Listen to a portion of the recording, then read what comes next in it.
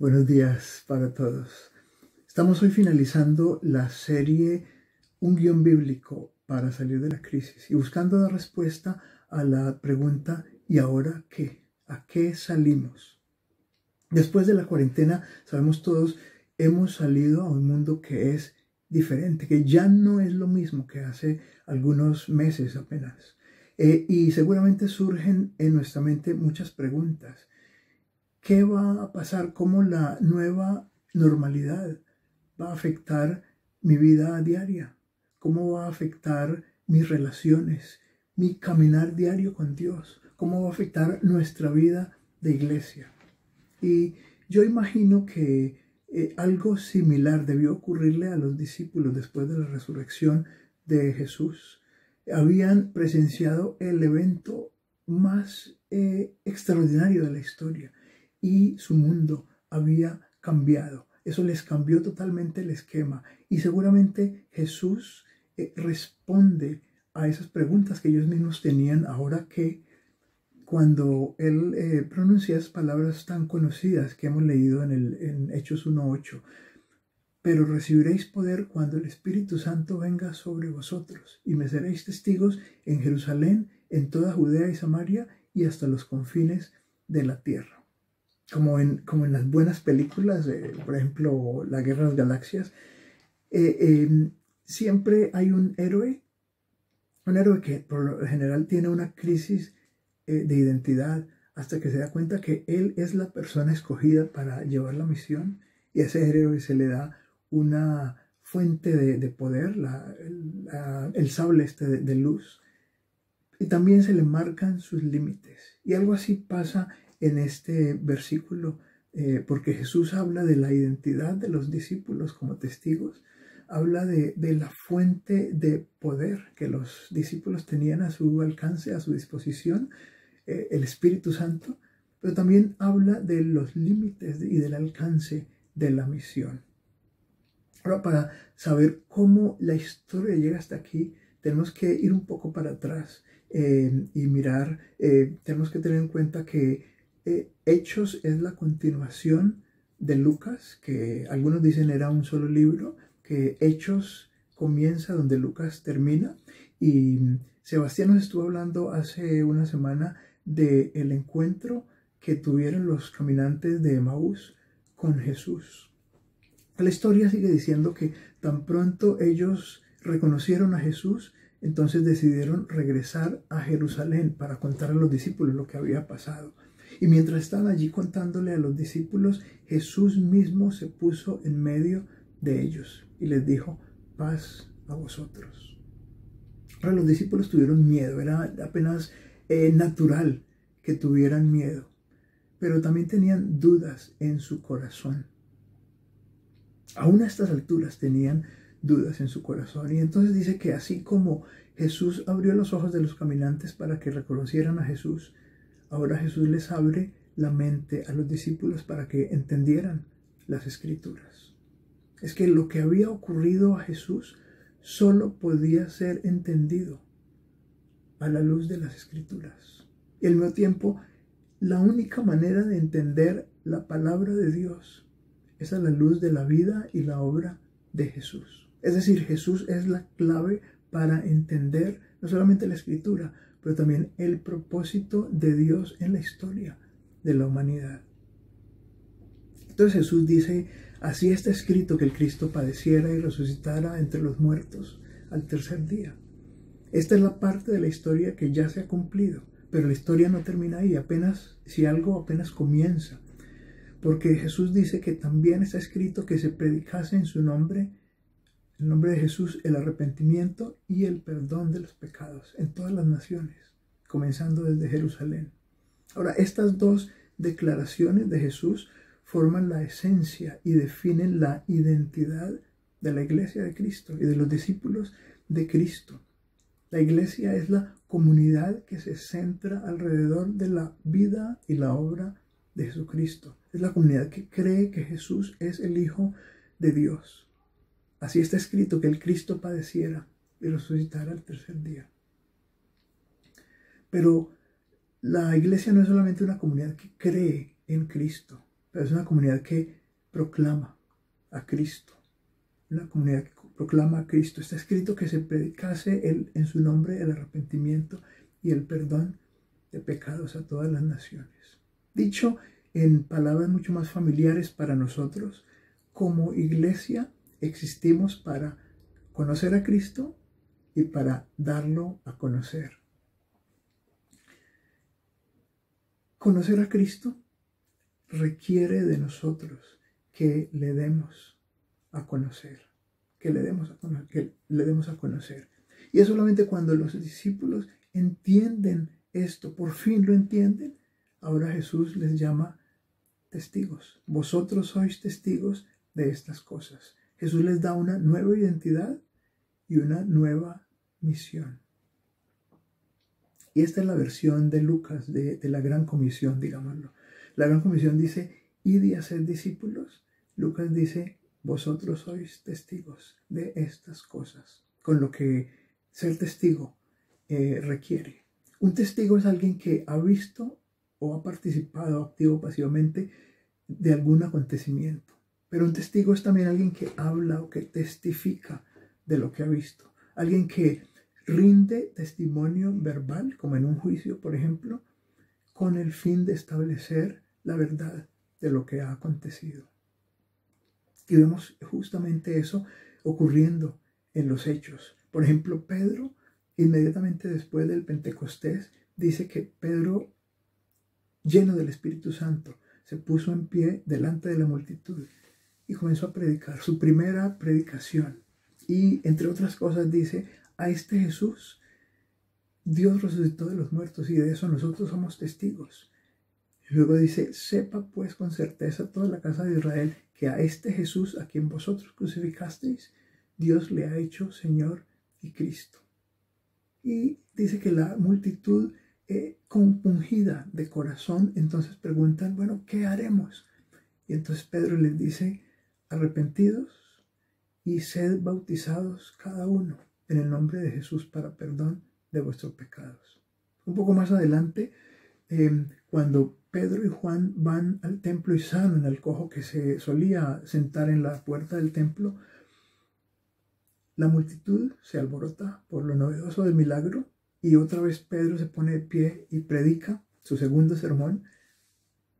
Les dice prácticamente lo mismo.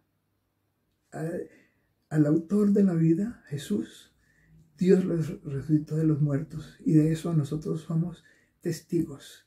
Yo sé que obrasteis por ignorancia, lo mismo que vuestros gobernantes, pero Dios ha cumplido así lo que anunció de antemano por los profetas, que su Cristo habría de padecer. Por tanto, arrepentíos y convertíos para que vuestros pecados sean perdonados. Por este milagro, el alboroto que causaron, son puestos en la cárcel.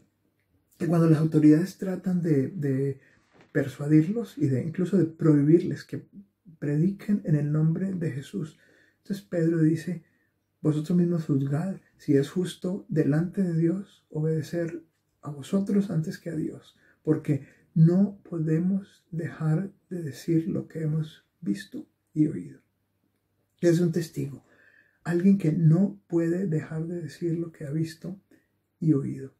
Lo mismo sucede con Pablo. Pablo predica al Cristo resucitado y predica la necesidad de arrepentimiento para perdón de los pecados. Ahora, dos cosas normalmente ocurren cuando testificamos de Cristo. Por un lado, hay recepción. Muchas personas reciben el Evangelio. Muchas personas son tocadas por el Espíritu Santo, son persuadidas por el Espíritu Santo y reciben a Cristo. Pero por otro lado hay también persecución. Oposición, rechazo, persecución son parte de la experiencia misma de testificar de Cristo. Y a veces son incluso una corroboración de que el mensaje de Cristo está siendo predicado. Interesante que la palabra testigo en el griego es la palabra martos. De ahí nos viene la palabra mártir, que comenzó a ser aplicada a los discípulos por toda la persecución que sufrían. Un testigo es alguien que testifica aún a riesgo de su propia vida. Y seguramente se nos vengan tiempos de persecución. En muchas partes escuchamos que en África hay persecución para los cristianos del Medio Oriente. Y seguramente nosotros hemos experimentado persecución de diferente manera, o física, verbal, institucional, de muchas maneras. Eso es parte de la proclamación del Evangelio. Ahora uno se pregunta, ¿cómo es que personas tan torpes, tan tardas de entendimiento, incluso tan cobardes como Pedro, llevaron a revolucionar el mundo con el Evangelio? Y la única respuesta posible es el poder del Espíritu Santo, la promesa del Padre que Jesús les había dado. El testimonio de Cristo es imposible sin el Espíritu Santo. Los discípulos no estaban capacitados físicamente para dar testimonio. La misión que Jesús les encomendó era una misión monumental. Era prácticamente imposible de cumplir sin el poder del Espíritu Santo. Alguien ha dicho que la vida cristiana no es que sea difícil, es imposible sin el poder del Espíritu Santo. Ahora, cuando hablamos del Espíritu Santo, normalmente pensamos en milagros, en cosas extraordinarias. Y es cierto que en el Nuevo Testamento leemos que Dios obró milagros y obró cosas extraordinarias. Pero más que eso, el Espíritu Santo está presente en todos y cada uno de los aspectos de la vida y la misión de la iglesia. Por ejemplo, el Nuevo Testamento nos dice que el Espíritu Santo es el Paracletos, una palabra griega que significa consolador, abogado, alguien que intercede por nosotros. Eso es el Espíritu Santo. El Espíritu Santo es el Espíritu de verdad que mora en nosotros y que está con nosotros. Así que cuando Jesús en la Gran Comisión dice, he aquí estaré con vosotros todos los días hasta el fin del mundo, lo que está diciendo es que el Espíritu Santo es la presencia misma de Dios con nosotros todos los días. El Espíritu Santo dice, nos enseñará todas las cosas y nos recordará las cosas que Jesús ha dicho. El Espíritu Santo lleva a la verdad de Dios. De hecho, el Espíritu Santo es el autor mismo de la Biblia. O sea que cuando Él nos enseña la palabra de Dios, Él sabe de qué está hablando. El Espíritu Santo convence a las personas de pecado, de justicia y de juicio. Nuestra labor no es persuadir a las personas, nuestra labor no es cambiar a las personas, eso es imposible, no lo podemos hacer. Esa es tarea del Espíritu Santo. Y también dice Juan que el Espíritu Santo da testimonio de Jesús junto con nosotros. Es decir, el Espíritu Santo es testigo, tanto como nosotros. Ahora, leer estas cosas, saber estas cosas, debe producirnos, a mí me produce mucho alivio, porque vemos que mucho de la tarea de testificar de Cristo es realizada por el Espíritu Santo. Qué bueno, gracias a Dios por eso. En Hechos de los Apóstoles vemos al Espíritu Santo haciendo muchas cosas, llenando a los discípulos, a los nuevos cristianos, llenando a los líderes, a Pedro, a Esteban, a Pablo, cuando predicaban la palabra de Dios. Incluso el Espíritu Santo saca a la luz la mentira, como en el caso de Ananías y Zafira. El Espíritu Santo fortalece las iglesias que se iban formando, llama y envía misioneros, como a Saulo y Bernabé. El Espíritu Santo guía a los discípulos y abre y cierra puertas, como le ocurrió a Pablo cuando el Espíritu le prohibió ir a Asia, pero lo dirigió hacia Macedonia. Y el Espíritu Santo incluso advirtió a Pablo de los peligros que le acechaban. Es decir, el Espíritu Santo está presente en todos los aspectos del desarrollo y del crecimiento de la iglesia. Qué bueno, qué bueno. Esto debe causarnos, como ya dijimos, mucho alivio, mucha esperanza. Nuestra responsabilidad, por ejemplo, no es persuadir a las personas, convencerlos con argumentos elaborados. No es cambiar las personas, no lo podemos hacer. Esa es la labor del Espíritu Santo. Lo que a nosotros sí nos corresponde hacer es andar en el Espíritu, estar llenos del Espíritu, orar en el Espíritu y por el Espíritu hacer morir las obras de la carne en nuestra vida, como dice Pablo mismo. Ahora podríamos decir muchas más cosas del Espíritu Santo. ¿Cuánto necesitamos depender del Espíritu Santo? No solamente cuando testificamos, pero cuando vivimos la vida. ¿Cómo sería nuestra vida de diferente si dependiéramos más del poder del Espíritu Santo? Entonces Jesús les da a los discípulos una nueva identidad y una nueva misión, los conecta con la fuente de poder, el Espíritu Santo, pero también les define los límites de su misión. El judaísmo era una religión que se centraba completamente en Jerusalén, la ciudad santa, y el templo, el lugar santo. Todo pasaba o todo iba hacia Jerusalén y el templo. Los judíos tenían que ir una vez al año a Jerusalén para adorar a Dios, para encontrar a Dios. Y el plan de Jesús, la misión que Jesús traza, va completamente en la dirección opuesta a esto. Porque si bien la iglesia comienza en Jerusalén, se expande progresivamente por todo el mundo. Es que los cristianos ya no necesitan iglesia, ya no necesitan el templo. Esteban, por ejemplo, predica justamente sobre eso. Dios no habita en templos hechos por manos de hombres. Dios, por su Espíritu, habita en los corazones de aquellos que lo reciben. Creo que es una de las lecciones que como iglesia hemos aprendido en este tiempo, ¿verdad? Que la iglesia no son edificios, la iglesia son las personas y no necesitamos de un lugar físico para reunirnos, para ser iglesia.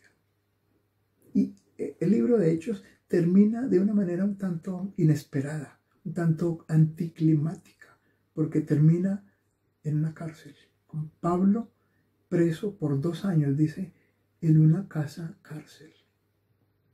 Pero lo interesante de esto y lo esperanzador de esto es que dice que Pablo, allí en esa casa cárcel, termina predicando con toda libertad y sin estorbo. Yo creo que Lucas termina su historia así, como para decir, cualquier lugar es adecuado para dar testimonio de Cristo. Aún una cárcel es un lugar adecuado. Pablo estaba preso, pero el evangelio no lo estaba. En conclusión, entonces, somos testigos que testifican en el poder del Espíritu Santo y con el mundo como límite. Es que salimos a un mundo que en muchos sentidos, como ya hemos dicho, es diferente.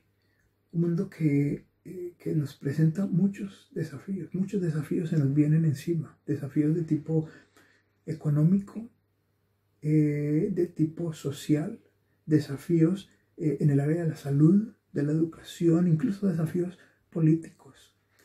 Y como seguramente sabemos, muchas iglesias en el mundo entero han visto cómo la asistencia a los cultos virtuales han aumentado a causa de esta crisis.